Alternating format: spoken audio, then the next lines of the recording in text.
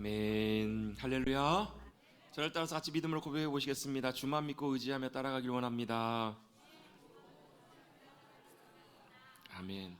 찬양대에서 따라하시라 그랬더니 아멘을 하셨어요. 아멘은 우리가 믿습니다, 고백합니다, 동의합니다라는 그런 의미이고 뜻이기 때문에 상관은 없지만 우리의 또 입술로 고백으로 고백할 때 그 고백이 저와 여러분의 실제 삶이 되고 그 고백의 삶대로 승리하시는 우리 모두가 되시기를 간절히 바랍니다. 주만 믿고 의지하고 따라가기 살기로 합니다. 그게 참 중요한 게요, 사람은 믿는 구석이 있어야 합니다. 그죠? 여러분 그런 분들 만나보신 적 있으세요? 나만 믿어, 나만 믿어. 그럼 여러분 여러분 어떻게 하세요? 반반이실 거예요. 네, 제가 믿습니다. 아니면 어떤 분들은 이게 무슨 의미예요? 진짜로 여러분 나만 믿어라고 했을 때 진짜 믿을 만한 사람인가? 믿을 수 있는 상황인가? 여러분 그건 어때요? 상황에 따라 다 달라요. 여러분 내가 그 사람을 믿는다고 할 때 그 사람이 내가 믿기 위해서는요 중요한 요건이 있어요. 어떤 요건인가? 내가 그 사람을 진짜 믿을 수 있는 이유는 뭐냐면 그 사람이 나를 정말로 아끼고 사랑하는 사람이면 내가 믿을 수 있어요. 믿음은 사랑이 전제가 돼요. 내가 정말로 그 사람이 나를 사랑하는 사람이라면 그래 믿을 수. 왜? 사랑하면 아낌없이 다 주고 싶고 사랑하면 다 해주고 싶은 마음이 들잖아요. 아닌가요? 그렇잖아요. 여러분 사랑하는 부모님이 자식을 향해서 여러분 다 해주고 싶은 마음이 있기 때문에 부모님을 믿을 수 있어요, 없어요? 여러분 진짜 부모님 보면서 세상에 믿을 놈 하나 없네, 그러면 안 되잖아요. 정말로 사랑하고 아끼는 사람이라면 그 사람을 늘 배려하고 섬기고 늘 함께하기를 원하고 주기를 원하기 때문에 사랑하는 사람을 믿을 수 있어요. 그런데요, 사랑하는 사람이어도 믿지 못하는 경우가 있습니다. 뭐냐면 사랑하지만 능력이 안 되면 믿을 수가 없어요. 무슨 말이냐면 걱정하지 마, 내가 다 해결해 줄게. 마음으로는 그렇지만 실제적으로 그 해결할 수 있는 능력이 없으면 믿을 수가 없잖아요. 돈 때문에 어려움 겪고 있어요. 걱정하지 마, 나만 믿어. 근데 그 사람이랑 나랑 똑같아. 상황이 거기서 거기야. 그럼 도와줄 수 있어요, 없어요? 도와줄 수가 없는 거예요. 사랑하는 사람을 믿을 수 있어요. 나를 사랑해 주는 사람 믿을 수 있어요. 또한 뭐것도 있어야 돼요? 능력도 있어야 돼요. 사람 중에서는 그런 사람 찾기가 참 쉽지가 않잖아요. 그죠? 있어요, 없어요? 없어요. 정말로 사랑하는 사람, 내가 목숨까지 다 줄 수 있는 사람인데 내가 그 문제 내일 해결해 줄게 그랬는데 이분이 갑자기 오늘 돌아가신 거예요. 그럼 해결해 줄 수가 없어요. 여러분 사람의 유한함 때문에 그래요. 사람의 부족함 때문에 그래요. 그런데 우리를 사랑하시고 능력이 많으신 하나님은 우리가 신뢰하고 믿고 의지할 수 있는 분인 줄로 믿습니다. 왜요? 하나님 우리 사랑하셔서 아들까지 포기하시며 아들까지 내어주시면서 우리를 하나님의 자녀 삼아주신 분이시잖아요. 여러분 물에 빠졌어요. 두 사람 중에 한 사람은 건져야 돼요. 누구 건지실래요? 누구 건지실래요? 한 사람은 모르는 사람이에요. 한 사람은 내 자식이에요. 누구 건지실래요? 물어보나 마나 질문할 걸 해야죠. 누굴 건지실래요? 내 자식은 내가 죽더라도 건져내고 싶은 것이 여러분 우리의 인간적 마음이잖아요. 근데 하나님 아버지는 어떻게 하셨냐면요, 그 자식 내버려 두시고 우리 건지신다고 우리 붙드신 분이 하나님이세요. 왜? 그게 하나님이 세상을 이처럼 사랑하사, 그 고백 안에 담겨있는 하나님의 마음이기 때문에 그래요. 여러분 우리가 로마서 말씀을 읽다가 잠깐 우리 명절을 앞두고 여호수아서 말씀을 잠깐 한번 오늘 나누고 다시 또 로마서로 돌아갈 텐데요, 로마서는 복음에 대한 말씀이라고 말씀드렸어요. 로마서 복음이 중요한 이유는 뭐냐면 로마서 5장, 로마서 8장 같은 데 보면 거기에 뭐가 담겨있냐면, 뭐가 표현되어 있냐면 하나님의 사랑이 그 안에 표현되어 있어요. 하나님이 우리를 어떻게 사랑하셨는지, 그 사랑이 어떤 것인지를 우리에게 보여주세요. 그 사랑이 뭐예요? 아들을 죽기까지 우리를 사랑해 주시고 우리를 선택해 주셔서 하나님의 자녀 삼아 주신 주님의 사랑이시라는 거예요. 여러분 하나님이 저와 여러분을 사랑하십니다. 아멘. 그것이 성경에서 여러분 그렇잖아요. 예수 사랑하심을 어디서요? 성경에서 배웠네. 우리들은 약하나 예수 권세 많도다. 날 사랑하심, 날 사랑하심? 성경에 쓰여 있네. 여러분 그게 하나님의 말씀이시잖아요. 하나님이 세상을 처럼 그 세상 안에는 저와 여러분이 다 포함되어 있어요. 왼수들도 포함되어 있어요. 다 포함되어 있어요. 하나님이 그 사랑으로 저와 여러분을 사랑하시면서 그 사랑의 증표가 뭐예요? 예수 그리스도 우리를 위해 십자가에 죽이시면서까지 저와 여러분을 하나님의 자녀 삼아주신 그것이 하나님의 사랑이신 줄로 믿습니다. 어느 누구보다 우리를 사랑하시고요, 어느 누구보다 우리를 귀하게 여기시는 분이 우리 하나님 아버지시기 때문에 믿을만해요? 못 믿어요? 하나님도 믿을만한 분이 못 되더만. 이런 분들은 여러분 더 하나님의 큰 은혜와 사랑을 경험하셔서 하나님 정말 신뢰하실 수 있는 귀한 분이심을 우리가 경험할 수 있게 되기를 간절히 바랍니다. 또 뭐요? 능력이 있어야 된다고요. 감당할 수 있어야 된다고. 믿을 만한 분이 되셔야 된다고. 그분이 누구세요? 하나님이세요. 전능하신 하나님, 못할 게 없으신 하나님, 크고 위대하신 하나님. 그분이 또 심지어는요 신실하세요. 변치 않으신다고요. 믿을 만한 분이시라고요. 여러분 오늘 아침 해가 떴나요? 안 떴나요? 떴어요. 왜요? 변함없는 자연의 질서가 그렇게 돌아가기 때문에 아마 해가 서쪽에서 뜨는 날 아마 지구가 멸망하는 날이지 않을까 싶어요.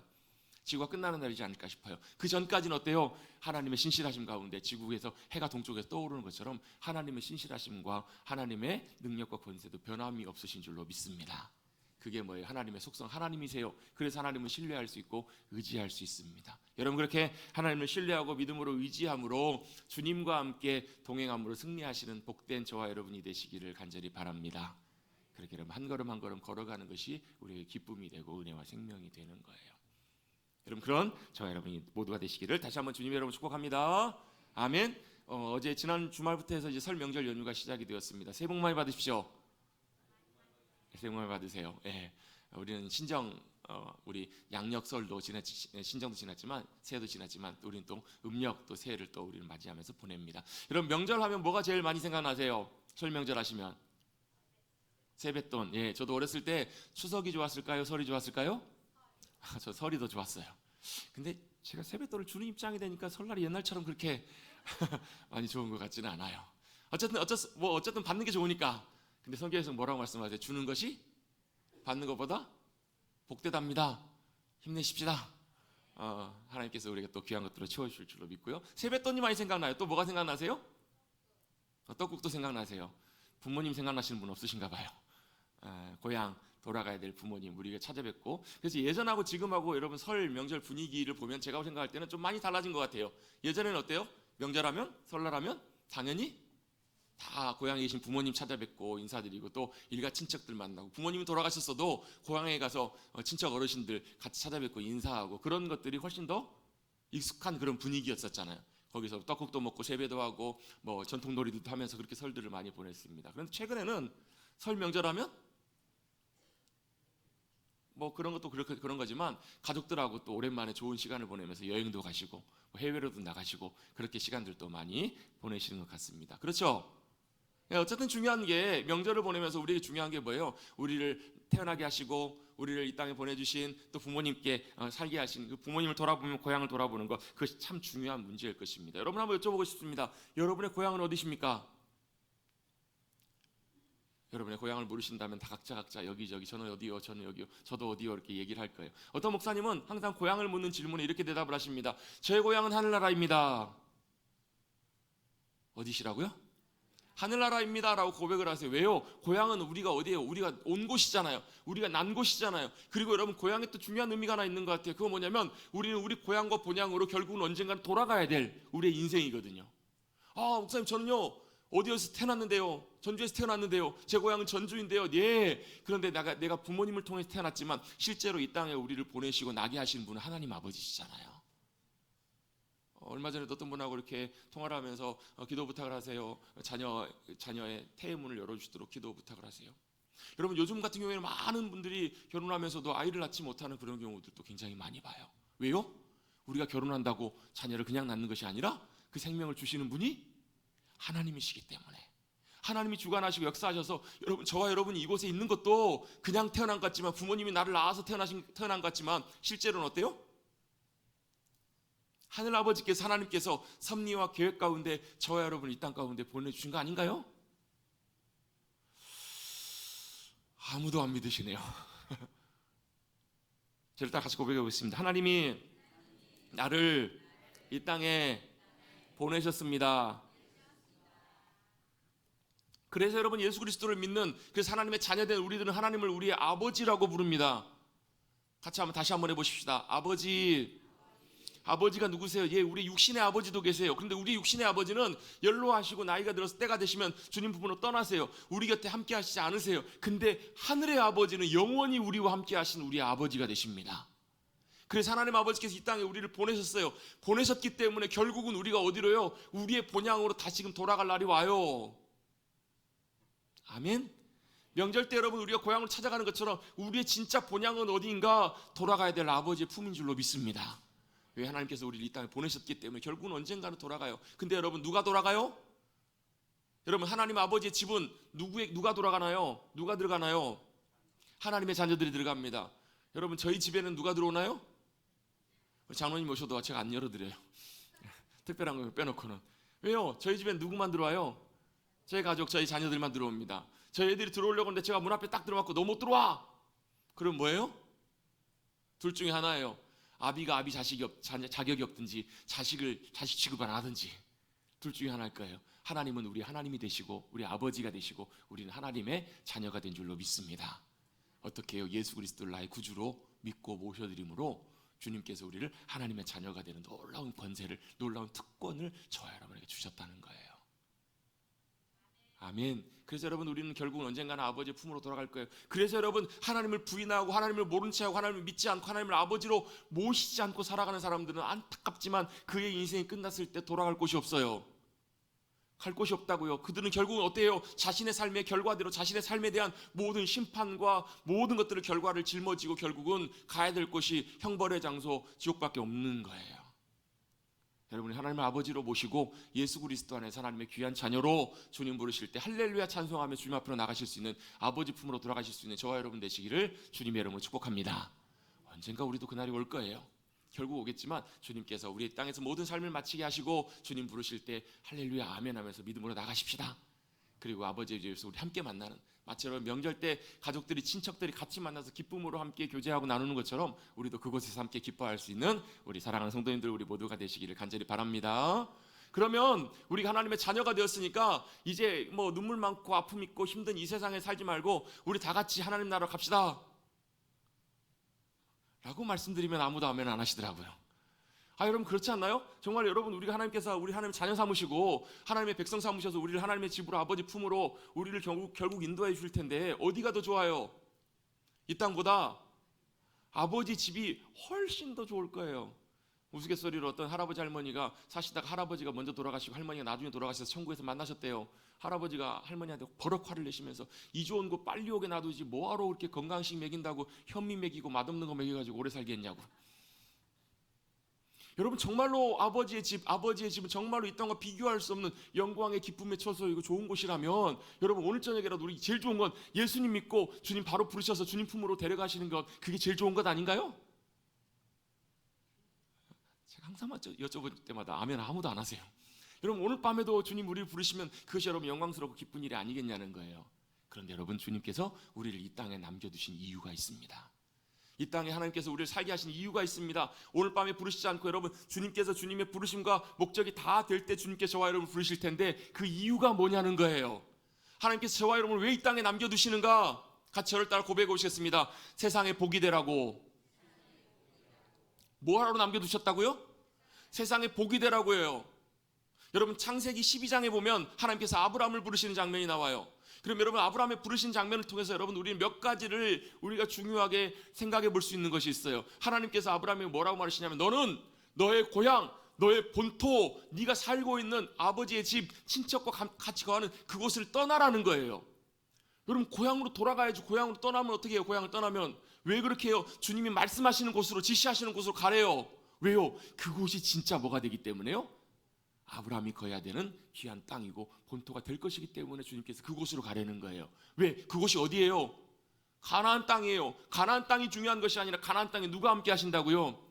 하나님이 함께 하셔서 복이신 하나님이 아브라함과 함께 하시면서 그 땅을 복되게 하시고 아브라함을 통해서 세상에, 그래서 여러분 3절에 그런 말씀이 있어요. 뭐래요? 아브라함 너로 말미암아 모든 열방이, 모든 민족이 다 복을 받으리라 라고 말씀하세요. 왜요? 아브라함이 대단해서요? 아니요. 아브라함과 함께 하시는 하나님이 복이 되시기 때문에 그래요. 그걸 하나님께서는 아브라함에게 약속하세요. 그렇게 살기로 원하세요. 그리고 뭐라고 말씀하세요? 야, 내가 너를 크게 큰 민족이 되게 할 거야. 그 이유는 뭐예요? 그 민족이 뭐하라고요? 아브라함은 여러분 살다가 죽었어요. 아들 몇 명 나왔죠? 이삭 하나 나왔어요. 그런데 이삭이 야곱을 낳고 야곱이 몇 명이요?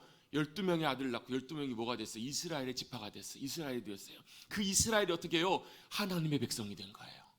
하나님 나라의 거룩한 백성이 된 거예요. 그래서 어떻게 해요? 그들을 향해서 하나님께서 뭐라고요? 야, 너희는 나의 거룩한 백성이 되라. 너희가 내 복과 생명과 은혜를 흘려보내는 도구들과 통로들이 되라 라고 말씀하세요.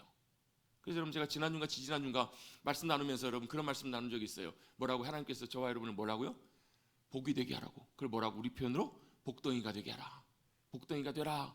여러분 어느 집에 아이가 태어났어요. 아이가 태어나면 말미암아 그 집이 화목하고 기쁨이 넘치고 여러분 모든 일들이 참 기쁨으로 잘 돼요. 그 아이를 뭐라고 그래요? 너는 우리 집에 복덩이다. 하나님께서 아브라함을 보실 때 뭐로 어떻게 보셨다고? 야, 너는 내 기쁨이고 소망이야. 왜? 내가 너를 통해서 내 생명과 복을 온 땅 가운데 많은 사람들에게 흘려보내고 나타낼 거야. 그런데 그게 이제는 누굴요? 지금 아브라함은 아버지 품에 있어요. 지금 우리를 통해서 아브라함의 후손이었던 이스라엘, 그리고 믿음 안에서 영적인 이스라엘 된 저와 여러분을 통해서 하나님께서 그 일들을 행해 가기를 원하시는 거예요. 할렐루야. 그리고 주님께서 거하시는 귀한 땅에서 주님께서 이 땅 가운데 함께 사시는 삶, 그 삶이 바로 아브라함에게 약속하신 삶이에요. 야, 너 그곳에 있지 말고, 여러분 그곳에 살지 말고 나오라는 거예요. 왜? 진짜 돌아가야 될 곳이 있으니까. 그래서 히브리서 11장에 보면 아브라함이 그렇게 고백해요. 믿음으로 내가 돌아갈 기회가 있었지만, 본향으로 갈 기회가 있었지만 더 나은 본향으로 믿음으로 향하여 나아갔다라는 그런 표현이 나와요. 그곳이 어디예요? 물론 영원히 가게 될 아버지의 집, 아버지의 영원한 성, 한 성, 믿음으로 가게 될 하나님의 나라 천국이에요. 그런데 그 땅 천국이 어디요? 이 땅에서도 이루어지는 곳이 바로 어디예요? 하나님이 함께 해주시는 가나안 땅이에요.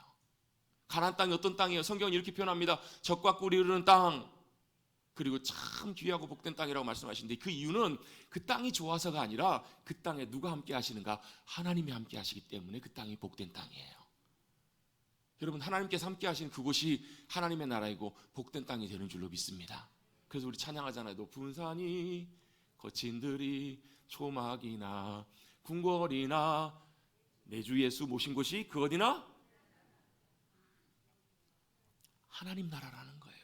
그래서 여러분, 그걸 경험하고 살아갔던 사람들이 믿음의 사람들이에요. 사도 바울은 빌립보 감옥에 갇혀 있다가 감옥 그 지하 감옥 그 칙칙하고 그 더러운 곳, 어두운 곳에서 그가 누구를 찾아요? 하나님을 찾고 찬미하고 기도하며 나갔더니 그곳에 하나님이 함께 해주세요. 그곳이 뭐가 돼요? 감옥이 아니라, 지하 감옥이 아니라, 어둡고 캄캄한 곳이 아니라 뭐가 돼요? 하나님이 함께 하시고 역사하시는 주님의 나라로 변화되잖아요. 어떻게 해요? 모든 묶여있던 것들이 다 풀리고요, 거기에 간수가 주님을 믿고 놀라운 구원의 은혜를 경험하잖아요. 그게 뭐예요? 그게 하나님의 나라가 임하는 삶. 여러분, 단칸방, 지하 단칸방에 살아도 여러분 그곳이 함께 하시면, 주님이 함께 하시면 그곳이 하나님의 나라로 변화되는 줄로 믿습니다. 여러분이 어디가 있든 무엇을 하든 사망의 음침한 골짜기를 걸어갈 때라도 여러분과 함께 하신 주님이 함께 해주시면 그곳이 여러분 영광에 쳐서 하나님의 나라가 되는 줄로 믿습니다. 아브라함에게 그곳이 어디였다고요? 가나안 땅이었다고요. 하나님이 그 땅을 약속하세요. 그 땅을 너희에게 주리라. 영원히 내가 그 땅을 너희에게 주리라 라고 말씀하세요. 그 땅이 어떤 땅인데요? 세초부터 새말까지, 해 시작부터 마지막까지 주님이 눈동자처럼 지키시는 곳, 들어가도 복을 받고 나가도 복을 받는 곳, 심어도 심는 것보다 더 풍성하게 주님이 채우시고 역사하시는 곳, 그곳이 어디라고요? 그곳이 어디예요? 덕진구 송천동 은 아니고 가나안 땅이에요. 근데 하나님께서 이 땅에 그걸 하나님께서 보여주신 거예요. 야, 내가 너와 함께하는 땅, 그 땅 그렇게 복이 될 거다. 복된 땅이 될 것이다. 그곳으로 거하라 나오라 하나님께서 약속하세요. 근데 아브라함에게 그 땅을 주지 않으세요. 이방인처럼 나그네처럼 지내게 하세요. 왜요? 하나님께서 시간이 지난 다음에 하나님의 때 450여 년, 400몇 년 지난 다음에 그 땅을 주실 거기 때문에, 한 뭐 과연 500년 넘어서죠? 언제요? 나중에 애굽에 내려갔다가 이스라엘 백성들이 돌아올 때 그 땅을 하나님께서 취하게 하실 거라고 주님 그렇게 약속해 주셨어요. 자, 하나님이 약속하시면 어떠세요? 하나님이 지키세요. 자, 일단 같이 한번 고백해 보겠습니다. 하나님이 약속하시면 하나님이 지키십니다. 아멘. 그걸 여러분 하나님이 잊지 않으세요. 저는 요즘 맨날 잊어버려요. 그래서 메모 안 해놓으면 맨날 깜빡깜빡합니다. 저는 그래요. 왜? 인간인지라. 근데 하나님은 어떠세요? 잊어버리지 않으세요. 하신 말씀을 절대 변개하시는 분이 아니시라는 거예요. 잊어버리지 않고 약속하신 말씀을 반드시 이루시고 지키신 하나님이세요. 그리고 그 약속을 하나님이 말씀하신 대로 그대로 지키세요. 왜? 아브라함에게 그렇게 창세기 15장 약속하세요. 400년 동안 너희 후손들이 어려움 당할 거라고, 이방 땅에서 고생하면서 어려움 당할 거라고. 근데 그들을 하나님께서 꺼내셔서 다시금 어떻게 해요? 영광스럽게 건지셔서 가나안 땅에 돌아오게 하실 거라고. 엄청난 부와 많은 것들 갖고 돌아오게 하실 거라고. 그대로 하세요? 안 하세요? 하세요. 언제요? 모세 때. 그래서 하나님께서 그들을 건져내셔가지고 가나안 땅에 딱 들어보내시려고 하시는데 문제가 하나 있어요. 그 가나안 땅은 어떻게 들어가는가? 가나안 땅은 어떻게 들어가요? 같이 저를 따라 고백해 주시겠습니다. 약속의 땅은 어떻게 들어가는가? 믿음으로. 그 약속의 땅은 어떻게 들어가요? 믿음으로 들어가요. 예, 1차 고사는 실패했어요.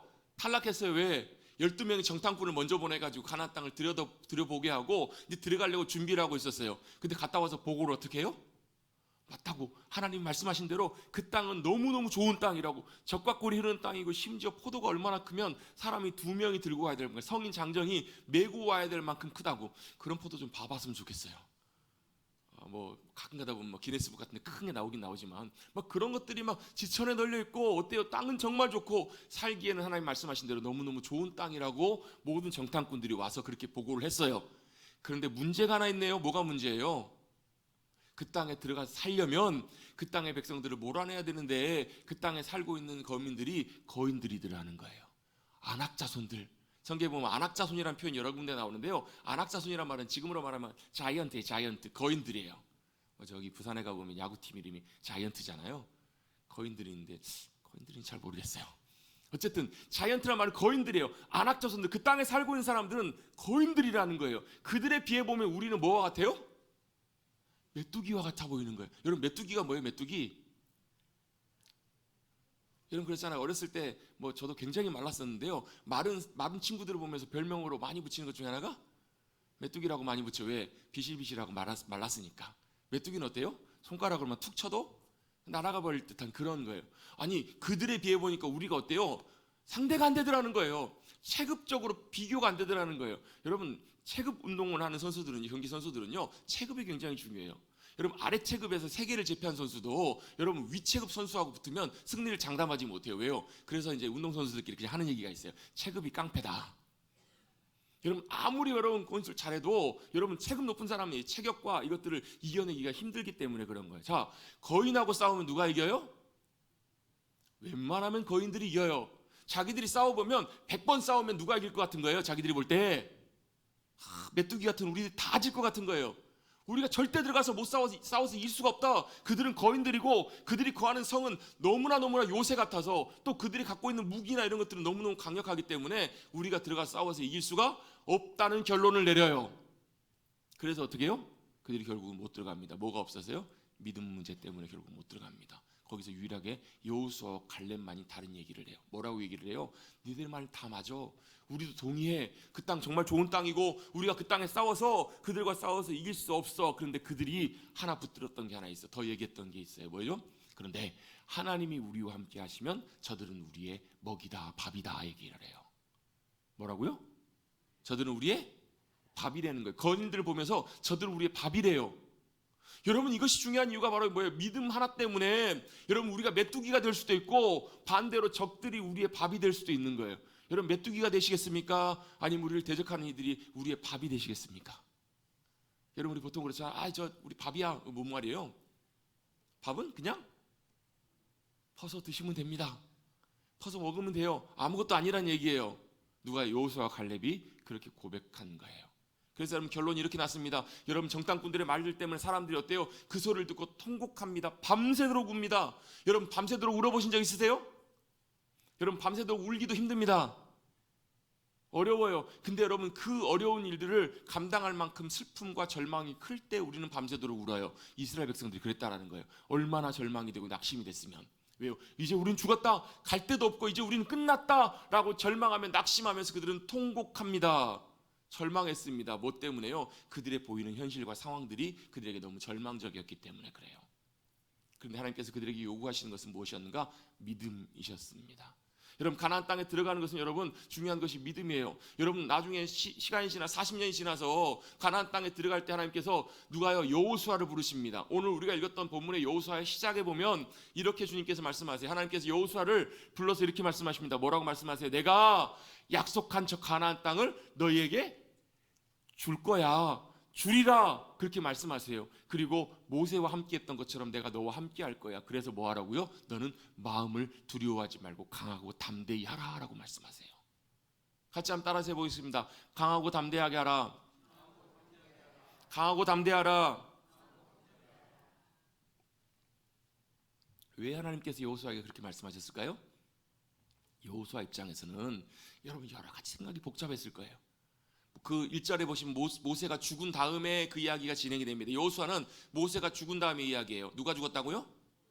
여호수아가 아니라 모세가 죽었으면 여호수아가 죽으면 안 되고 제가 잘못 들었나 봅니다. 모세가 죽었어요. 여러분, 모세가 죽었다라는 말은 여러분 성경 역사상 가장 위대한 영적인 지도자 중이었던 한 사람이었던 모세가 죽음으로 말미암아 뭐가요? 이제 리더십이 바뀌는 거예요. 이제 누가요? 모세의 뒤를 따랐던 모세를 섬겼던 여호수아가 그 자리를 차지해야 되는 거예요. 여러분, 여호수아는 누구보다 잘 알았어요. 모세가 얼마나 위대했던 하나님의 사람인지, 하나님께서 함께 하시며 놀랍게 역사하셨던 하나님의 사람이었던지 너무너무 잘 알았어요. 왜요? 모세를 통해서 홍해가 갈라지고요, 모세를 통해서 반석에서 물이 터지고요, 모세를 통해서 하나님께서 놀랍게 역사하셔서 200만 명이나 되는 이스라엘 백성들을 지금까지 잘 인도해 올 수 있었다는 것을 여호수아가 누구보다도 잘 알았어요. 문제는 뭐예요? 자, 한번 여쭤볼게요. 이스라엘 백성들이 모세의 말을 참 잘 들었죠? 참 잘 들었지 않아요? 지지리도 모세를 얼마나 힘들겠는지 몰라요. 여러분, 그 위대했던 모세 말도 잘 안 들었는데 자기는 아무리 비교해봐도 모세보다 못한 것 같은데 자기 말을 들을까요? 걱정했을까요? 안 했을까요? 모세 선생님 말씀도 이렇게 잘 안 들었는데 내가 어떻게 이스라엘 백성들을 이끌고 가나안 땅에 들어갈까? 그런 염려와 걱정이 있었을까요? 없었을까요? 많이 있었을 것 같아요. 제가 생각할 때는. 여러분, 우리 한국 축구를 놓고 보면요, 한국 축구는 히딩크 감독 전과 후로 갈라지잖아요. 그렇죠? 여러분, 벌써 그 이야기는 20몇 년 전 이야기네요. 벌써요. 여러분, 히딩크 감독이 월드컵 4강의 업적을 이뤘잖아요. 그리고 그 다음에 오는 감독들은 여러분 아무리 훌륭해도 누구와 비교가 돼요? 히딩크 감독과 비교가 되잖아요. 그러니까 아무리 잘해도 누구보다 못하면 히딩크 감독만큼 하지 않으면 사람들로부터 뭐예요? 그렇게 인정을 받지 못하는. 여러분, 이스라엘 역사도 보면 어찌 보면 모세를 기준으로 모세 전과 후가 나눠질지도 모르겠어요. 여호수아 입장에서 그게 너무나 큰 부담이었을 거예요. 더더군다나 여호수아는 그들이 들어가야 될 가나안 땅이 어떤 땅인지를 그의 눈으로 직접 본 사람이에요. 가봤더니 어때요? 사실 객관적으로 보면 우리가 해볼 수 있어요, 없어요? 해볼 수 없는 땅이에요. 여러 가지 복잡한 생각들이 들고 걱정하고 낙심하고 염려하고 있을 때 주님이 찾아오셔서 여호수아 이렇게 말씀하시는 거예요. 마음을 강하게 하고 담대하게 하라. 왜요? 그냥 근거 없이요? 아니요. 내가 모세와 함께 했던 것처럼 너와도 함께 할 거다. 이걸 뭐 하라는 거예요? 믿으라라는 거예요. 여러분, 믿음은 무엇입니까? 믿음은 뭐죠? 여러분, 믿음은요, 두 가지 중요한 요소가 하나 있는 것 같아요. 믿음은 뭐가 중요한가? 첫 번째로는요, 우리 눈으로 보이는 상황과 환경과 현실에 따라서 움직이지 않는 것이에요. 여러분, 우리는 보이는 대로 움직이고 받아들이는 대로 여러분 뭐 이렇게 반응을 해요. 뭐 좋은 일이 생기면 울어요? 물론 감격 가운데 울 수는 있겠죠. 좋은 일이 생기면 기뻐해요. 슬픈 일이 생기면 어때요? 낙심해요. 저도 그럴 때가 있어요. 여러분, 여러 통 전화를 받는데요, 막 기분이 좋고 좋다가도 갑자기 여러분 좋지 않은 소식을 듣고 기도해야 될 소식을 들으면 여러분 순간적으로 마음이 어때요? 확 쪼그라들어요. 마음이 확 낙심한다고요. 왜? 사람이기 때문에 다 그래요. 해가 뜨면 어때요? 와, 비가 오면 어때요? 유명한 최일도 목사님이 그런 얘기를 하시더라고요. 바퍼 아시죠? 모르세요? 청량리에서 바포하셨던 그 최일도 목사님이 초창기에 그런 얘기를 하세요. 본인이 청량역을 딱 올라가고 있는데 마침 옆에 수녀님 두 분이 같이 이렇게 올라가게 되신 거예요. 근데 그 분명히 탈 때는 비가 안 왔는데 내려가고 나갈 때 비가 오니까 최일도 목사님 어떻게 하셨을까요?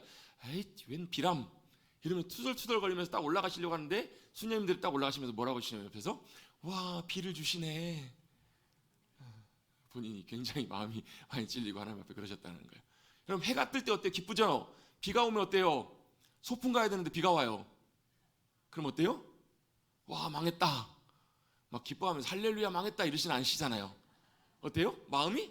거기에 반응해요. 낙심할 일이 생기면 낙심해요. 어려운 일 생기면 마음이 심란해져요. 그게 여러분 당연하고 정상적인 거라고요. 그죠? 좀 그래요, 안 그래요? 제가 틀린 말 한 거 아니죠? 감정이 없이 사십니까? 여러분, 그렇잖아요. 화날 일이 있으면 화가 나고요, 걱정할 일이 생기면 걱정하는 거, 그게 우리 자연스러운 거라고요. 근데 여러분, 믿음으로 반응한다라는 것, 믿음으로 산다는 것은 무슨 말이냐면 거기에 영향받지 않는 거예요. 걱정할 일이 생겨도 걱정대로 따라가지 않고, 화가 날 일이 생겨도 화를 내다가도 금방 거기에 영향받지 않고, 두 번째 뭐예요? 그 모든 상황에서 함께 하시는 주님을 찾고 의지하는 것이 믿음이에요.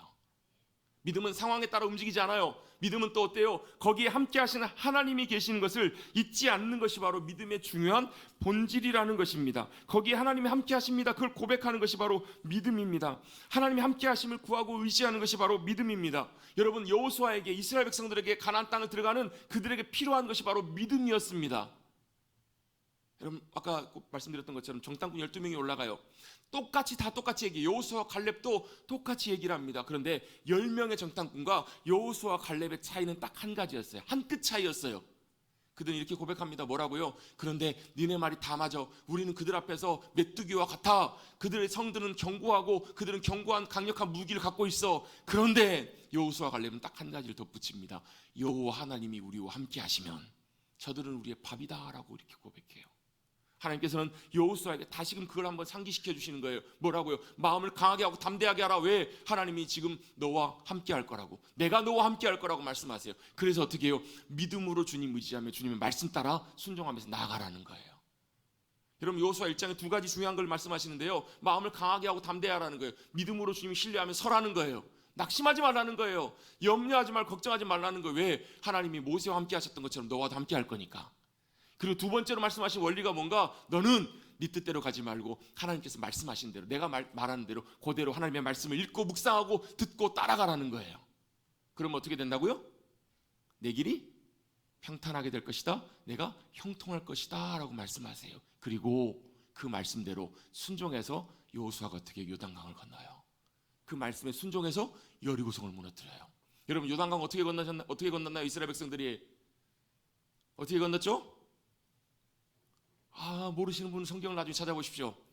여러분, 홍해를 건널 때는요, 하나님이 홍해를 바다를 쫙 갈라놓으시고 건너가게 하셨어요. 근데 요단강은 어떻게 건너가요? 제사장들을 통해서 언약궤를 메고 요단강으로 들어가라고 말씀하세요.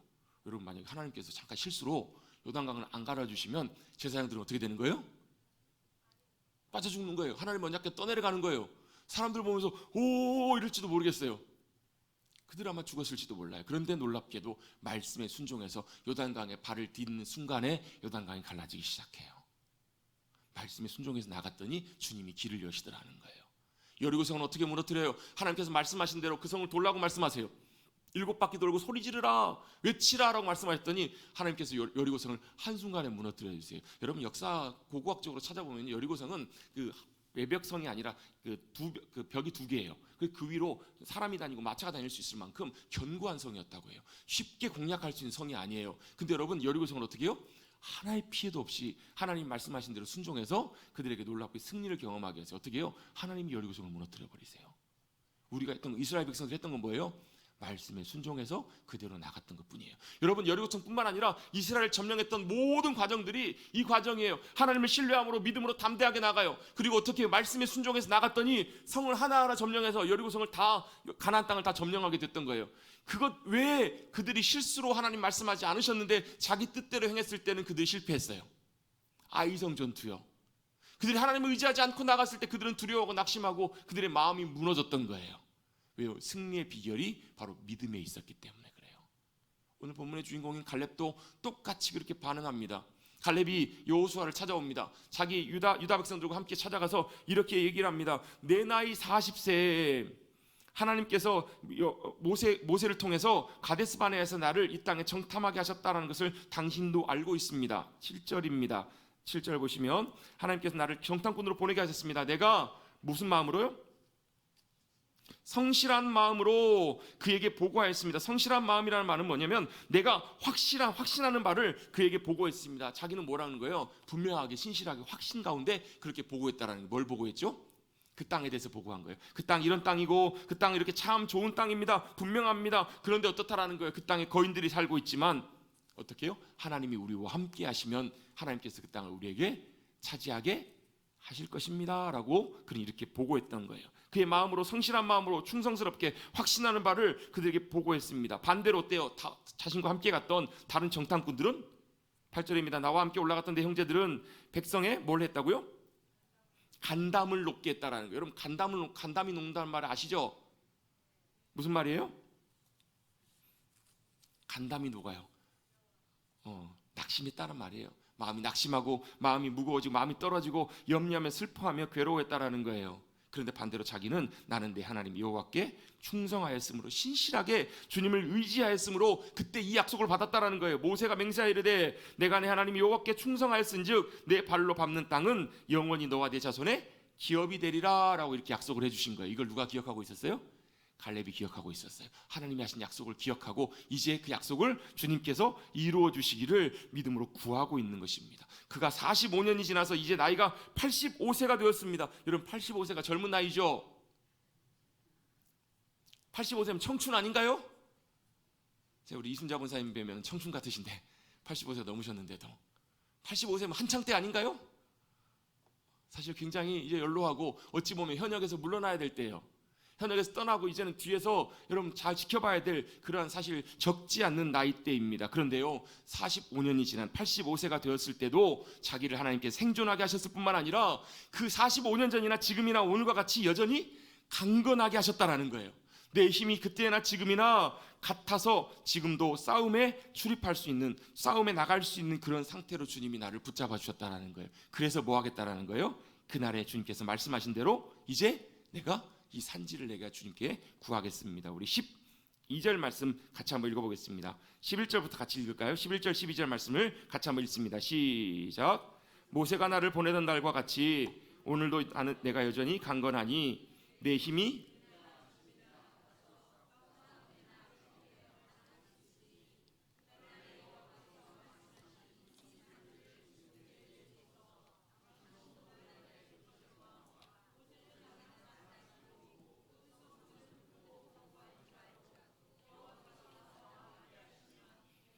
여호와께서 말씀하신 대로 그들을 쫓아내리라 하니 아멘. 갈렙에게는 그 앞에 주어진 땅이 있었습니다. 유다 지파에게 배분된 땅이 있었어요. 그런데 거기에 산지가 있습니다. 그런데 그 산지가 어떤 산지인가? 그 땅에 아낙 자손들이 사는 산지예요. 아낙 자손들은 그 땅에서 가장 강력한 거인들이 사는 땅입니다. 기럇 아르바라고도 하는데 오늘 본문 말씀의 마지막 15절에 이렇게 말씀합니다. 아낙 사람들 가운데서 가장 큰 사람들이 살고 있는 곳이 어디에? 그 산지였던 거예요. 여러분 어찌 보면 갈렙 입장에서는 충분히 그런 요구를 할 수 있어요. 내가 그렇게 믿음으로 수고했고 지금까지 왔으니까 여호수아여 당신 나에게 그런 보상을 좀 해주십시오. 좋은 땅, 평안한 땅, 평지를 내게 주십시오 라고 이렇게 부탁할 수 있었을까요? 없었을까요? 있었을 거예요. 충분히 그런 자격도 됐어요. 이제는 자기가 싸움에 나가지 않았을 수도 있었을 거예요. 그런데 그는 주저하지 않고 하나님 앞에 여호수아를 통해서 고백합니다. 구합니다. 오늘 내게 이 산지를 지금 우리에게 주십시오라고 그는 고백하고 있어요. 그리고 그는 고백합니다. 여호와께서 나와 함께 하시면 내가 여호와께서 말씀하신 대로 그들을 내어 쫓고 그 땅을 하나님의 기업으로 우리가 취할 수 있을 것입니다 라고 믿음으로 고백합니다. 여러분 여기서 중요한 것 한 가지가 있습니다. 갈렙에게 있어서는 이 산지가 있었던 것처럼 저와 여러분에게도 산지가 있습니다. 저와 여러분 앞에서도 큰 사람들이 살고 있는, 우리가 감당하기 어려운, 우리가 이길 수 없는 큰 산과 같은 산지가 저와 여러분 앞에 있는 거예요. 그 앞에서 우리는 어떻게 해요? 대부분 주저합니다. 대부분 어떻게 걱정합니다. 대부분 염려하며 낙심합니다. 그런데요 믿음으로 서 있는 사람은 갈렙처럼 똑같이 그렇게 고백할 수 있습니다. 이 산지를 지금 내게 주십시오. 그 성은 강하고 그들은 견고할지라도 여호와 하나님께서 나와 함께 하시면 내가 여호와 하나님을 힘입어서 하나님과 믿음으로 나가서 승리할 줄로 믿습니다. 이렇게 고백하는 것이 바로 저와 여러분의 믿음이 되어야 될 줄로 믿습니다. 그것이 바로 진정한 믿음입니다. 여러분 저와 여러분의 삶에는 믿음으로 싸워야 되는 일들이 있어요. 여러분 신약 성경에 넘어오면요 저와 여러분이 싸워야 되는 영적인 믿음의 싸움이 있다라고 말씀하세요. 그 싸움은 언제 끝나요? 주님 오실 때까지 계속될 거예요. 저와 여러분 앞에 있는 감당하기 어려운 싸움들이 있습니다. 그 믿음으로 싸우는 싸움 가운데 우리는 승리하기를 주님은 원하세요. 왜? 믿음이 바로 그 싸움의 승리의 열쇠이기 때문에 그래요. 그 싸움으로 우리가 돌아갈 때 그 싸움을 통해서 그 거해야 될 그 땅이 하나님이 주시는 약속의 땅, 본향 하나님께 돌아가야 될 하나님의 나라, 하나님의 땅이 되는 줄로 믿습니다. 여러분 갈렙에게는 그 믿음이 있었습니다. 믿음이 있었기 때문에 그 상황을 통해서 그 상황에 따라서 움직이지 않고 여러분 어떻게 해요? 함께 하신 하나님을 통해서 승리를 꿈꾸며 믿음으로 나갈 수 있었던 거예요. 여러분 이 믿음이 없으면 어떻게 되냐면 상황을 봅니다. 상황을 보고 뭘 해요? 판단하고 계산을 해요. 계산기를 두드리는 거예요. 할 수 있겠다 없겠다, 되겠다 안 되겠다. 여러분 이거 여러분 하는 게 중요해요. 상황이 어떤가를 잘 살펴보는 건 중요합니다. 계산도 할 필요가 있습니다. 그런데 상황을 보고 계산을 할지라도 제일 중요한 것 믿음으로 뭘 거기다 더해야 되는가? 하나님이 함께 하시면 그걸 더해야 된다는 거예요. 하나님이 함께 하시면 비록 그 계산이 내가 아무리 봐도 감당할 수 없고 이길 수 없고 해낼 수 없는 그런 일일지라도 하나님이 함께 하시면 어떻게 해요? 그 땅을 우리에게 취하게 하실 거란 얘기예요. 그게 우리가 믿음으로 싸워야 될 싸움의 중요한 본질입니다. 여호수아에게도 마찬가지였고 믿음으로 주님 앞에 나왔던 갈렙도 동일하게 똑같이 그렇게 고백하고 있습니다. 내가 판단하고 볼 때는 우리가 감당하기 어려워요. 이기기 어려워요. 거기에는 가장 강한 사람들이 버티고 있어요. 우리가 싸워도 승산이 없어 보여요. 그러나 하나님이 함께 하시면 우리가 그 땅을 차지하고 승리하게 할 줄로 믿습니다. 그것이 바로 믿음의 중요한 본질이라는 것입니다. 여러분, 모든 상황 판단, 모든 계산, 우리의 반응, 그것보다 가장 중요한 것이 바로 믿음으로 반응하는 것입니다. 여러분, 믿음으로 반응하십시다. 어떻게 믿음으로 보는 거예요. 그 모든 상황 속에서 하나님이 우리와 함께 하시면 우리가 메뚜기처럼 보일지라도 그들이 우리의 밥이 되는 거예요. 여러분, 그런 일들을 우리는 수없이 많이 만나고 수없이 많이 싸워가면서 지금도 지내오고 있어요. 지난 그저께 우리 한 권사님, 한길순 권사님 연락을 문자로 받았어요. 목사님, 죄송해요, 이번 주에 교회를 못 갈 것 같아요. 아, 왜요? 문자로 연락을 주고 받았는데 병원에 이제 있는데 병원에서 좀 입원을 하래요. 저는 아무렇지도 않은데 병원에서 좀 입원을 해야 된대요. 그래서 그래요. 기도하겠습니다. 빨리 쾌차하셔서 빨리 건강한 모습으로 봬요. 이렇게 문자를 마쳤어요. 근데 나중에 알고 보니까 그저께 이제 검사를 권사님이 하셨나 봐요. 우리 권사님이 이제 한 1년 한 2개월, 3개월 전에 아시다시피 이제 혈액암 진단을 받으시고 잘 지금까지 항암 치료 받으시면서 잘 이겨오셨어요. 그때 처음에 그때 2023년 11월이었는데 10월 말이었는데 추수감사주를 앞두고 저희가 일주일간 저녁에 기도회를 같이 이제 모여서 기도하고 있는데 마지막 날쯤에 그때 그런 마음을 하나님께서 제 마음 주신 것 같아요. 좀 더 기도해야 될 필요를 주시고 하나님께서 기도하기를 원하시는 것 같아서 연말까지 우리 한 2달 동안 저녁 시간에 계속 모여서 우리 기도합시다라고 광고를 했는데 광고를 하고 기도회를 이제 연장을 해서 그 다음 주에 기도하고 있는 와중에 그 주간에 권사님이 병원을 가셨다가 큰 병원으로 빨리 가보시라고 해가지고 큰 병원에 가서 검사를 하고 백혈병 진단을 받으셨던 거예요. 그래서 많이 이제 놀랬기도 했죠. 권사님도 많이 놀라시고.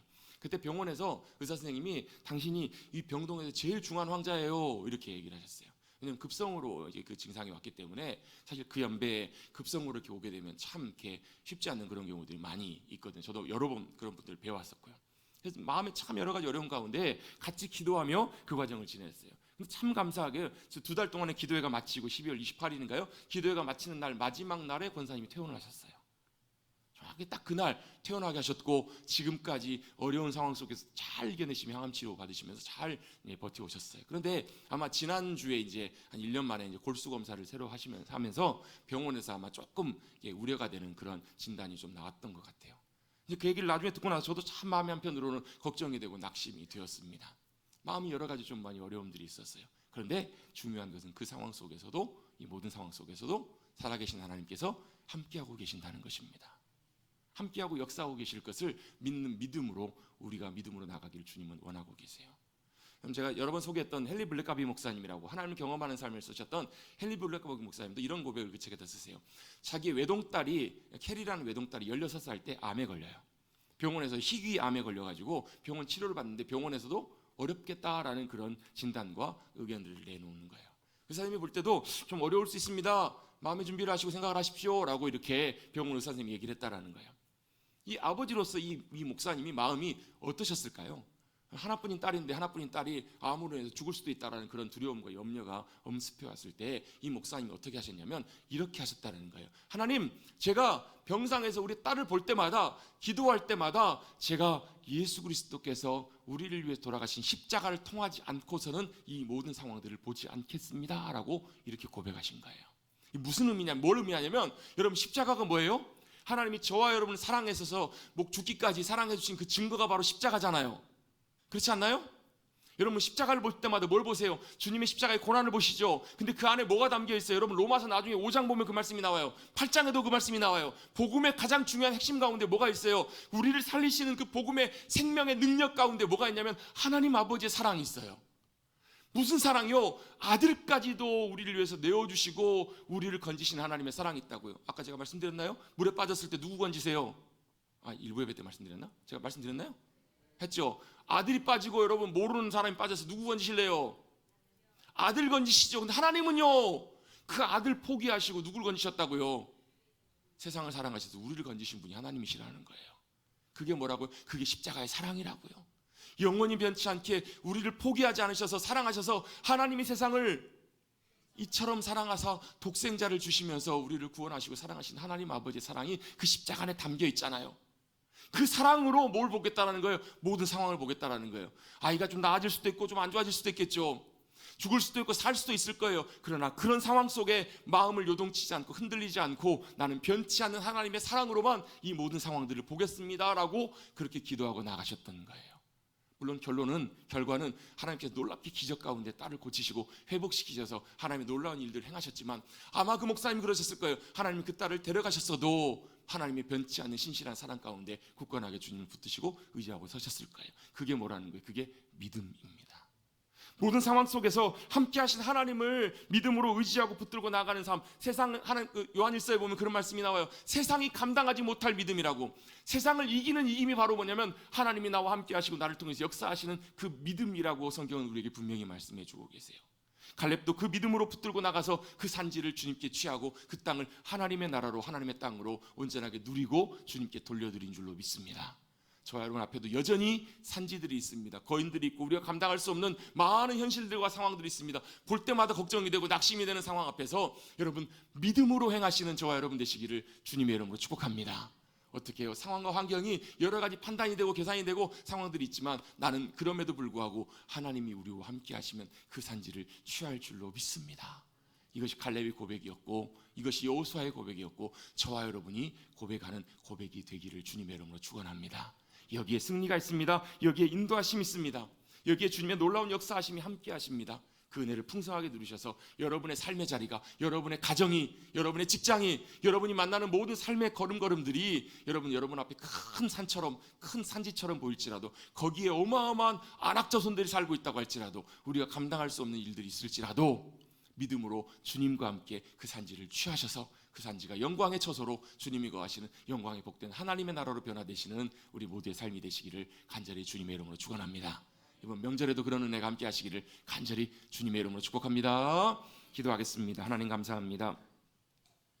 오늘도 주님 예배하는 귀한 자리로 저희를 나오게 하여 주시고 다시 한번 여호수아의 심정으로 갈렙의 심정으로 세상 가운데 서서 우리 앞에 여전히 감당하기 어려운 이겨내기 어려운 산지 앞에서도 믿음으로 반응했던 믿음의 선배들처럼 우리도 동일하게 믿음으로 우리와 함께 하시면 주님이 함께 하시면 넉넉하게 그 산지를 주님께 취하고 주님이 함께 하시는 거룩한 땅으로 변화시킬 것을 믿고 나아가는 그 귀한 믿음, 그 믿음을 우리 모두에게 허락하여 주시옵소서. 세상 가운데 여러 가지 낙심하고 걱정하고 염려할 일들 참 많이 있습니다. 두렵고 우리의 마음이 높고 간담이 녹을지라도 그럼에도 불구하고 하나님이 우리와 함께 하시면 적들이 그 앞에 모든 상황들이 우리의 밥이다 믿음으로 고백할 수 있는 귀한 믿음의 백성들 우리 모두가 될 수 있도록 주님 함께 하시고 은혜를 더하여 주시옵소서. 세상이 감당할 수 없는 믿음으로 세상 가운데 이기고 승리하는 귀한 믿음의 백성들 우리 모두가 되게 하여 주시옵소서. 감사드리며 예수님의 이름으로 기도드리옵나이다.